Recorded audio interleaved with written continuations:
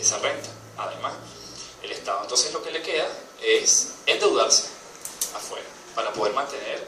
En el caso venezolano es que los sectores más desfavorecidos ingresaron a un estilo de vida, como diría Ulrich Brand, a un modo de vida imperial. ¿Por qué? Porque estamos hablando de que, y yo no cuestiono, pero bueno, es el modo estimulado. Hemos planteado un modo de vida idóneo, revolucionario, tener 3 pantallas planas, 2 BlackBerry, 4 carros chinos, y si no me los dan, no sé cómo me molesto, vamos a decir otra palabra, me molesto.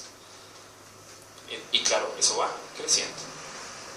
Tendrías que captar una renta creciente.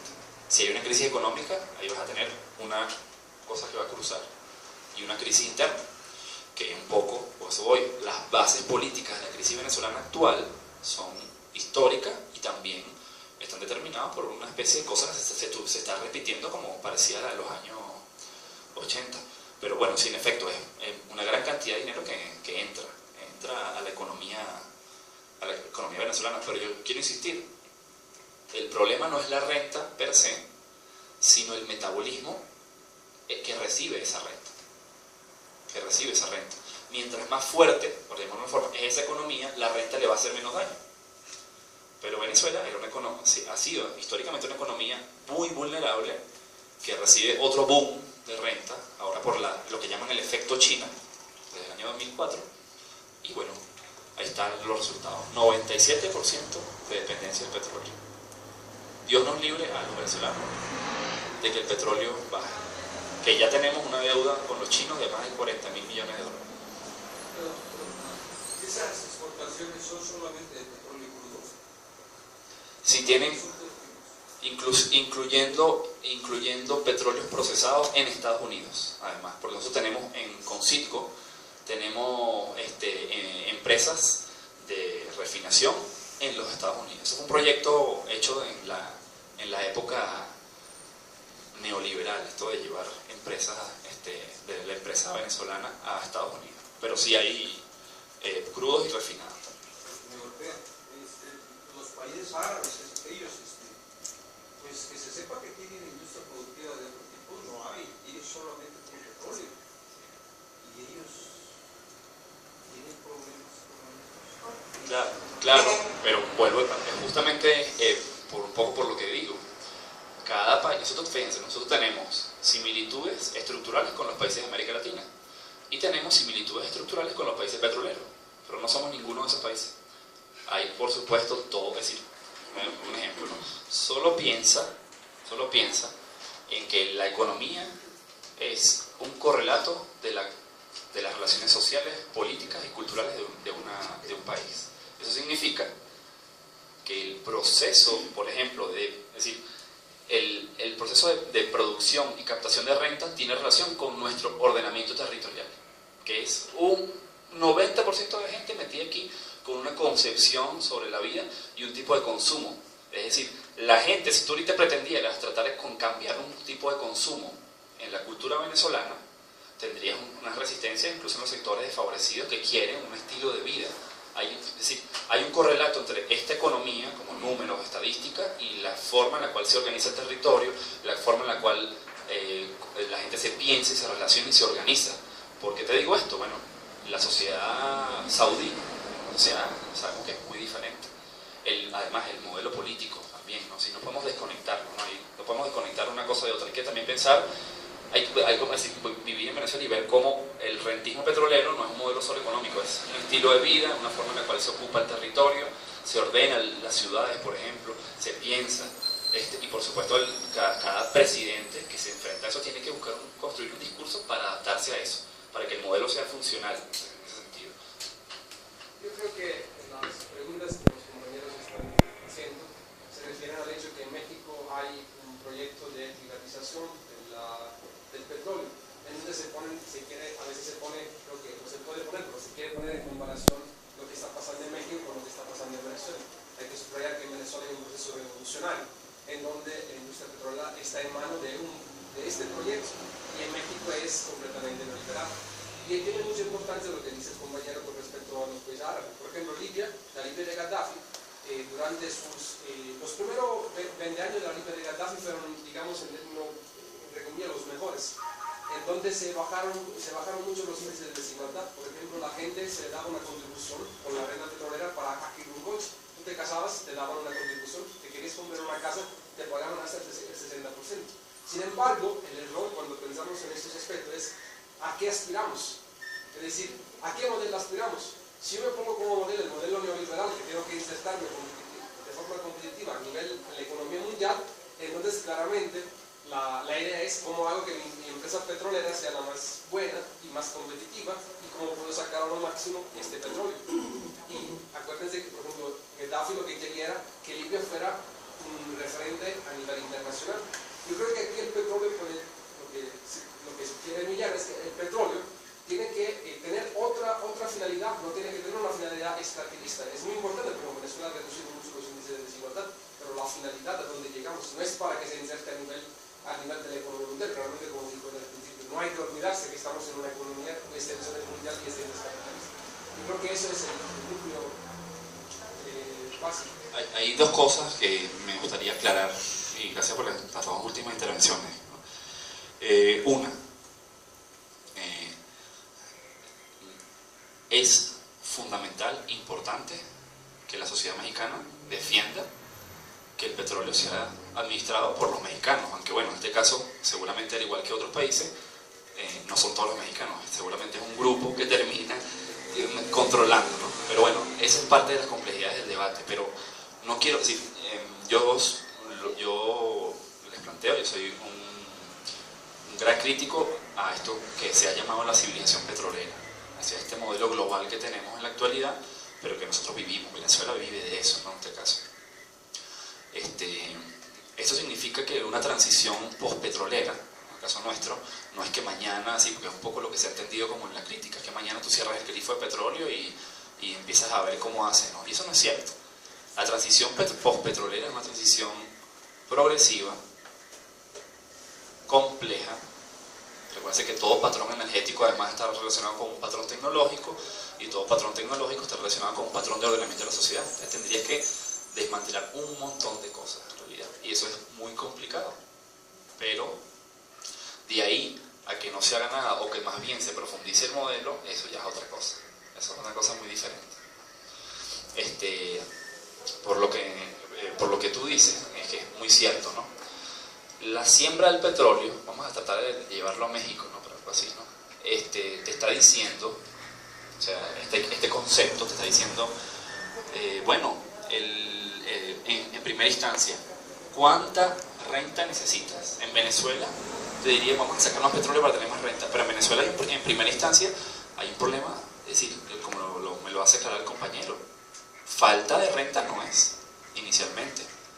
Es que tenemos un proceso de distribución de renta terrible.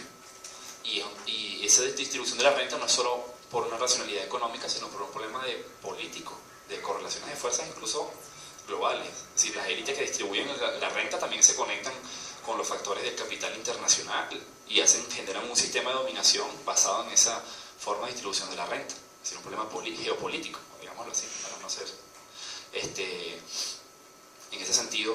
Ahora, ¿a dónde se dirige? ¿Cuánta renta necesitas? ¿Cuánto necesitas extraer? ¿Cuánta renta necesitas? ¿Y a dónde dirige esa renta? Muchos de estos debates de la siembra petrolera dicen, no, bueno, esa renta tiene que ser solo para impulsar tales y cuales procesos productivos. Pero bueno, si tú no tocas los sistemas de propiedad, lo que vas a hacer, porque nosotros lo pasamos por eso, pasamos por un proceso que vivió toda América Latina, el nuestro en los años 50, 60, 70, de las famosas políticas de sustitución de importaciones.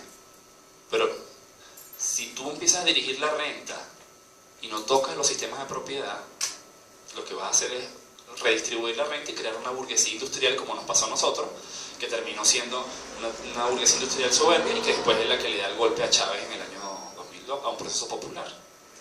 Entonces, eso es una cosa que hay que reconocer, porque hay que reconocer que la presión para que saquemos más de la naturaleza, presión de la minería, presión del petróleo y otros, ciertamente hay responsabilidad de los gobiernos. totalmente, pero son presiones, digamos, de orden también de los capitales imperialistas, en este caso, ¿no? Es decir, presionan para que saquemos más y más y más, y tengamos que decirle a nuestros pueblos, sí, no, pero eso es por el desarrollo, vamos a sacar más y más por el desarrollo, y no se cuestiona que, más bien, hay un proceso de sustitución de riqueza. Hay una riqueza, por un lado, que la hemos entendido como es monetaria, rentística. Tengo dinero. El problema es que tengo dinero en la mano, pero no tengo tierra, no tengo agua, no tengo la forma de acceder a los recursos naturales, por ejemplo, yo, directamente. Esos proyectos extractivos, lo que están haciendo, el mapita que les mostré antes, están desplazando a pueblos que viven de su tierra, de su agua, de su agricultura, y los mandan a ciudades, o urbanizan la cosa, y ahora ya son dependientes de la captación de la renta. Destruiste una riqueza, generaste una pobreza estructural. Por eso hay que discutir el concepto de pobreza y de riqueza.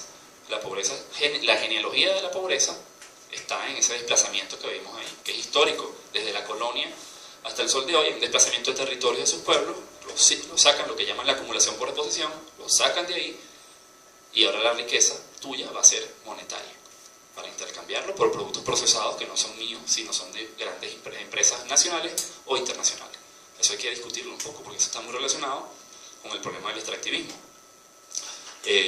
Yo creo que, bueno, voy a ir dando unas pautas, no se me está, ¿cuánto? 5 minutos más. No, más, yo creo que 20 minutos. Mira, una sugerencia, la modalidad que tú planteas me parece muy bien, pero ¿qué te parece si terminamos, bueno, esta primera parte que tú dices, ¿no? Las paradojas de esta propuesta de economía y la reflexión que están haciendo desde la misma Venezuela, y esto que tú estás planteando del proyecto político de las comunas, si quieres termínalo bien y después vamos al debate, ¿no? Porque seguro que va a haber comentarios, intervenciones y preguntas ya más precisas, ¿no? Bueno, sería una sugerencia de la... Sí, voy a entonces, para tratar de cerrar, voy a hacer muy breves comentarios, y bueno, con el intercambio los podemos ampliar, ¿no?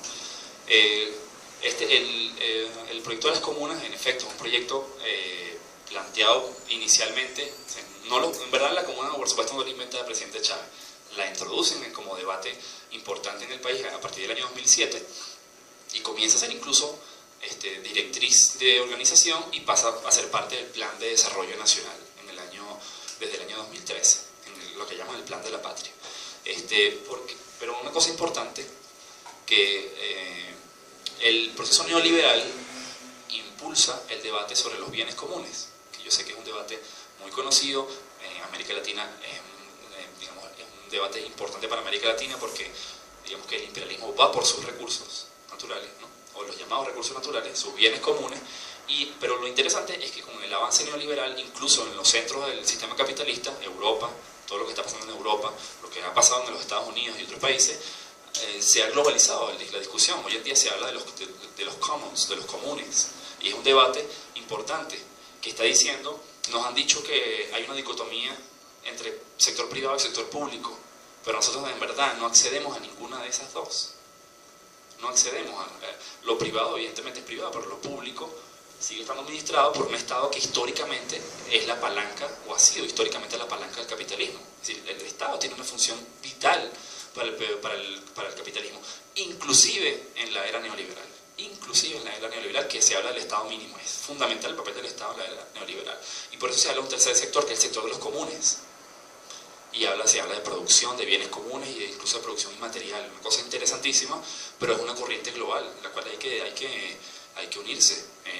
Me refiero tanto a los zapatistas como los indignados en Europa, para que se entienda que hay conexión entre formas diferentes de cosmovisiones. Hoy Holloway nos está hablando del zapatismo urbano, ¿no? Que debe ser interesante entender un poco más eso.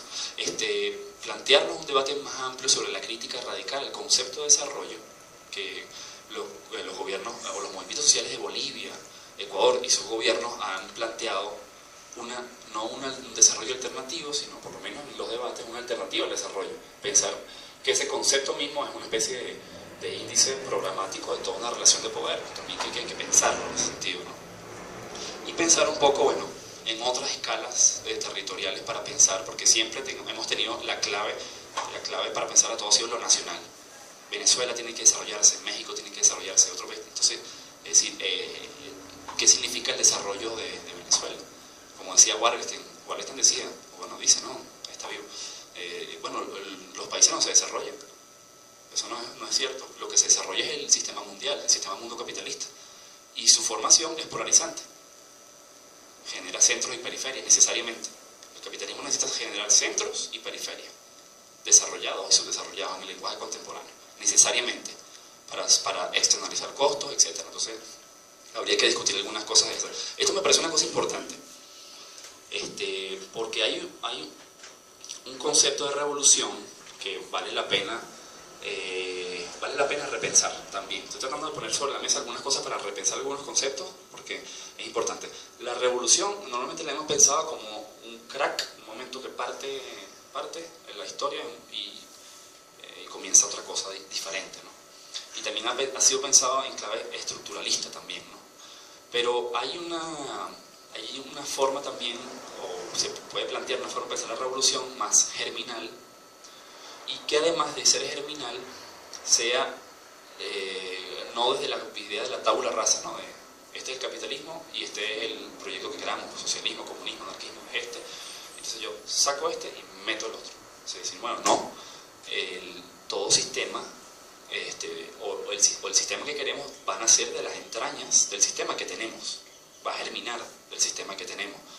Esto un poco, digamos, que cuestiona la idea, esto también lo dice Wallerstein, del concepto tradicional de la izquierda de la estrategia de los dos pasos: hacer la revolución y tomar el poder. Es decir, y se muestra un poco una serie de experiencias de la toma del poder, pero como esa toma del poder, desde el mismo esquema, es decir, no logró alcanzar los objetivos que se había establecido en principio. Entonces, bueno, vamos a revisar por qué. Les voy a dar un ejemplo de Polanyi, de Marx y de un investigador argentino que se llama José Luis Corallo. Polanyi decía, ¿no?, el desarrollo de un sistema económico solo es posible en cierta sociedad cuando se inserta en ella, echa raíces, lo pongo en negrita ahí, ¿no?, y genera un funcionamiento regular. Tal inserción es posible gracias a la mediación de instituciones y políticas que impulsan y favorecen determinadas prácticas de sujetos y agentes en el mediano y largo plazo, creando sus condiciones de perdurabilidad. Bueno, a mí me parece que incluso esta cita de Polanyi, pensada en México, tiene más pertinencia que en Venezuela. Porque Polanyi lo que está diciendo ahí es que no solo que echa raíces dentro de la propia, esto es como si fuese un parto, ¿no?, dentro de la propia sociedad, sino que necesita, o solo es posible, la mediación, gracias a la mediación de instituciones políticas. Lo digo por ejemplo, el debate del zapatismo, o algunos debates, es decir, sobre cómo nos relacionamos con el Estado. ¿El Estado va a hacer la revolución? Tal vez no, pero tenemos que darle totalmente la espalda al Estado. ¿Cómo hacemos, no? Un poco ahí la cosa de cómo se da esa relación. Aquí Polanyi diría, bueno, si no hay instituciones y políticas que impulsen y favorezcan estas prácticas, no va a pasar. Eso es lo que diría Polanyi en este caso, ¿no? Ahora, Marx, fíjense un ejemplo, ¿no? Cuando tú lees la guerra civil en Francia, el texto de Marx, es muy interesante también. ¿Por qué? Porque ¿cuál sería por ejemplo, por un lado, la estrategia de los dos pasos? Hace la revolución y después cambia el mundo, ¿no? Y Marx, en verdad, cuando hace el análisis de la acumulación originaria, muestra lo contrario. Aunque no lo diga explícitamente, no, pero muestra lo contrario. ¿Por qué? Porque, ¿qué está diciendo? Cómo formas capitalistas van naciendo en Europa, en el seno de la sociedad feudal. Poco a poco van creciendo, se van expandiendo, se van consolidando, se van articulando progresivamente. Por supuesto, alimentándose de América Latina en primera instancia, ¿no? Y después, y utilizo la revolución es el último paso, no el primero, el último paso para la transformación. Porque después Marx dice, y después viene la Revolución Francesa, y que es la escoba gigantesca que barrió todas las reliquias del pasado. Así que la Revolución Francesa fue el último paso que terminó de instaurar el proceso, pero necesitaba un proceso germinal previo. Por eso es importante aportes del debate importantísimo de Venezuela en la Comuna y de los debates del zapatismo. ¿Por qué? Porque hay que germinar el sistema que queremos, el nuevo. Hay que germinarlo. Sí, más allá de la política de organización de masa, de partidos, eso está muy bien, y no estoy diciendo que no, pero si no germinamos el sistema, bueno, podrá venir la escoba, pero no, barrerá, pero no va a haber nada ahí, ¿no? Sí, esta cita de Marx. Y bueno, aquí hay algunas premisas. José Luis Corallo dice: la economía produce sociedad. Bueno, un poco lo que comentaba ahorita. Y queremos una economía que produzca otra sociedad. Él es un estudioso de economías de pequeña escala. Seguramente yo le daría toda la razón al que me diga: las economías de pequeña escala solas no van a cambiar la cosa. Eso sí es cierto. Pero lo otro es no impulsar economías de pequeña escala. Eso sería otra cosa, ¿no? La premio Nobel Elinor Ostrom, que habló del autogobierno de los bienes comunes y mostraba que, a diferencia de la teoría neoclásica, que había dicho que solo el capital y el Estado son capaces de organizar o administrar un territorio, sea de reserva natural y otro, y que la gente no podía hacerlo, pues ella dice no. Y aquí tengo las pruebas de que yo hice un estudio científico y mostré que la gente organizada, y hay casos en México, casos de Indonesia y en otras partes del mundo, la gente organizada tiene y puede administrar unos bienes comunes incluso mejor y más productivamente que el Estado o que el capital. Ella ganó el premio Nobel por eso.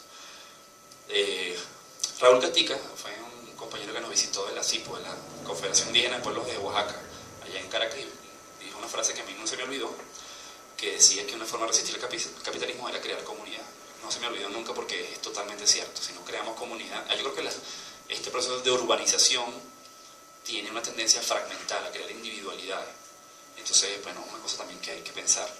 Y bueno, en Venezuela hay una organización que es muy interesante analizarla, que se llama la Red Nacional de Comuneros y Comuneras.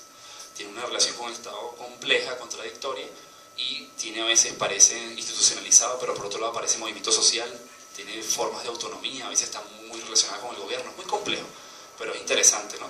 Ellos dicen, ya están pensando en empezarse a reconocer fuera del ritmo institucional, que eso en Venezuela es bastante, eso es bastante. Bueno, y Chávez también, fíjense que Chávez también en algún momento habló de parir el socialismo, ¿no? Esta concepción de parto también que se ve en Marx y en Carpolanyi.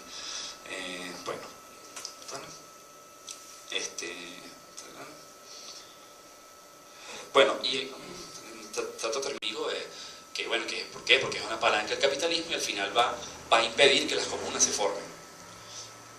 Pero en caso de que fuese un proyecto popular, el Estado, ¿qué papel debería jugar?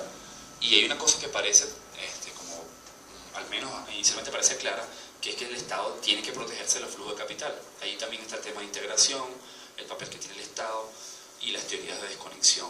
¿Y a qué te conectas? O esa es la pregunta, ¿a qué te conectas tú? ¿Te conectas a los mercados? Esa proyección de reprimarización de las economías, lo que ustedes vieron ahí, eso es lo que te está diciendo, es que las economías latinoamericanas siguen, no solo que en este proceso de cambio, lo que hicieron fue ver más hacia afuera que ver hacia adentro. Es decir, dijeron, vamos a venderle más a China o a los Estados Unidos, más, en vez de decir, bueno, vamos a vernos a nosotros, véndeme tú, yo te vendo a ti y intercambiamos, ¿no? Y entonces aumentan los porcentajes de intercambio con Estados Unidos, con Europa y con China, y bajan los porcentajes de intercambio entre la América Latina. Por favor, eso no puede ser, pues. Eso no puede ser, entonces hay que pensarse eso, y hay una serie de cuestionamientos en ese sentido, ¿no? Bueno. Y, bueno, también en el caso venezolano es muy importante, para Venezuela, que es un país que vive prácticamente de una renta, la distribución, los mecanismos de distribución de esa renta tienen que ser analizados, porque los mecanismos en los cuales un Estado distribuye o la renta o lo que capta, por ejemplo, por la vía de impuestos a empresas productoras, el caso más parecido al de México, es fundamental, porque con los mecanismos de distribución reproduces el sistema, reproduces el modelo, estimulas estilos de vida, estimulas ocupaciones territoriales, es decir, privilegias formas de producción y desprivilegias otras. Entonces, esos mecanismos, la relación que debería tener, digamos, la organización popular, el movimiento, de presionar al Estado por un modelo, tiene que también pasar por decirle, bueno, como nosotros no vamos a salir del extractivismo de un día para otro, pero la transición de un día, o de un proceso de 30, 40 años, pongámoslo así, porque es un proceso largo, tiene que ir progresivamente mirando los mecanismos de distribución. Tú, por ejemplo, Venezuela, país denominado socialista, tiene una de las más bajas cargas impositivas a las empresas privadas a la América Latina. incluso más bajas que países europeos. O sea, hay un contrasentido, porque entonces los impuestos en ese sentido se los termina cargando la clase trabajadora. Ahí debería eliminarse el IVA y cargarle y recomponer el impuesto a los sectores más ricos, por ejemplo, y eso no se da. Cargas impositivas a las transnacionales petroleras que están destruyendo la naturaleza, por ejemplo, eso tiene que hacer, eso no se hace. Bueno, aquí se está debatiendo para que no suba el precio de la gasolina, y allá estamos debatiendo para que suba el precio de la gasolina más barata del mundo. Para que tengan una idea, creo que ustedes pagan 13, es $1, ¿no? Casi $1 por... Sí. Bueno, nosotros, fíjense, un litro de gasolina vale 0,02, ¿sí? 2 centavos de dólar. Usted puede llenar el tanque de gasolina en Venezuela con 5 bolívares, puede ser. Claro, después tenemos el tema de las tasas de cambio, son gigantescos tipos de tasas de cambio. Pero vamos a ponerlo como medio dólar, 50 litros para que llenes uno de 50 litros. Para que tengas una idea, te voy a hacer otro ejemplo. Una botella de agua, de 1 litro de agua, es más caro que 1 litro de gasolina. Nosotros estamos, para que tú veas el tema de la distribución, si tú regalas la gasolina, estimulas tipos de vida también. Lo que no quiere decir que tú no puedas subsidiar la gasolina al transporte, pero el transporte público nuestro es muy precario. El transporte nuestro es más que todo privado, ¿verdad? Son como confederaciones de transportistas que tienen intereses privados. Pero claro, para que no afecte el pasaje público. Pero hay un montón de cosas allí. Venezuela emite más CO2 por persona que México. México emite más en términos absolutos, pero Venezuela por persona emite más que México. Y Venezuela tiene el segundo país que más kilovatios por persona tiene. Primero Chile, después Venezuela. No Brasil, no México, no Argentina, Venezuela. En un país que no tiene la industrialización, todas estas cosas. Es un país petrolero, pues. Hay un sesgo en ese modelo. Entonces, bueno, hay debates ahí importantes, pues. Y bueno, yo lo dejaría hasta aquí. Bueno, el tema de integración me parece un tema importante. El tema de las comunas pudiese plantear una cosa que le quería plantear rapidito. Yo sé que me agarré más de los 5 minutos, disculpa. No, está bien, yo creo Okay. que bueno, aquí también el público sí, para desarrollar bien. Okay. Fíjense, ¿no? Fíjense qué interesante. Eso creo que está aquí. Mira, fíjense una cosa, ¿no? En el 2007 Chávez perdió una elección. No fue una elección de su presidencia. Fue la única, digamos, elección que perdió de su proyecto. Todos los años tenía una elección de alcaldías, gobernadores, hacía un referéndum, una presidencia, una cosa, o sea, anual, elecciones a cada rato, ¿no? Y en el 2007 hizo un referéndum para hacer una reforma a la Constitución, pero tenía un cambio significativo, pues, no solo en la cantidad de artículos, sino que había unos cambios en los propios artículos significativos, ¿no? Este artículo, que no fue aprobado, perdimos por poquito, pero no fue aprobado, decía lo siguiente, y se los leo porque es un artículo que están tomando como bandera los comuneros, la Red Nacional de Comuneros. Dice: el poder público se distribuye territorialmente en la siguiente forma: el poder popular, el poder municipal, el poder estatal y el poder nacional. El pueblo es el depositario de la soberanía y la ejerce directamente a través del poder popular. Las constituciones anteriores decían: el pueblo ejerce la soberanía a través del voto. Y en la Constitución del 99 decía: la ejerce a través del voto y de las organizaciones creadas para ejercer el poder, como que sí, consejos comunales, no habían consejos comunales, cooperativas, y entre otras, ¿no? Aquí habla de que la ejerce a través del poder popular. No nace del sufragio, ni de elección alguna, sino que nace de la condición de los grupos humanos organizados como base de la población. El poder popular se expresa constituyendo las comunidades, las comunas y el autogobierno de las ciudades, a través de los consejos comunales, los consejos obreros, los consejos campesinos, los consejos estudiantiles y otros entes que señale la ley. Entonces, ¿qué están haciendo los comuneros? Los comuneros están diciendo, miren, nosotros estamos regidos por alcaldías, gobernaciones y bueno, el poder ejecutivo presidencial. Y ellos dicen, aquí nosotros estamos construyendo territorialidades políticas económicas. Hay franjas, imagínense una franja que cruce Ciudad DF, Puebla y que está más abajo de Puebla. Una franja que trascienda las delimitaciones, tradicionales, estadales. Y ellos te dicen, no, esta delimitación es que aquí hay una franja cultural, económica y social, una territorialidad que trasciende este ordenamiento de municipios, bla, bla, bla. Y está organizada por consejos comunales que hacen parte de las comunas y las comunas hacen parte de distritos comunales. Y hacen una confederación comunal por región. Y cambias todo esto. Es decir, el alcalde no tiene nada que hacer y el gobernador menos, no tiene nada que hacer ahí. Ahí manda el pueblo organizado sobre sus bases que hacen una confederación de comunas. Este es un proyecto, me parece que muy radical, muy interesante, planteado así, porque en este caso tendría, en teoría, apoyo de un gobierno. Es una cosa, claro, y el problema es que si tú lo llegas a hacer completo, ¿qué papel va jugando el Estado ahí? Eso es una cosa muy compleja y que yo creo que muy poca gente sabría cómo sería ese Estado comunal. Perdón, bueno, ya nos dijiste más o menos cómo se pretende esta organización, pero ¿cómo está la composición, por ejemplo, de los sindicatos? Porque existe empresa privada, pero ¿cómo se da la composición de los sindicatos? Ahí como lo ves aquí, hay consejos obreros. En el caso del consejo obrero sustituye al sindicato.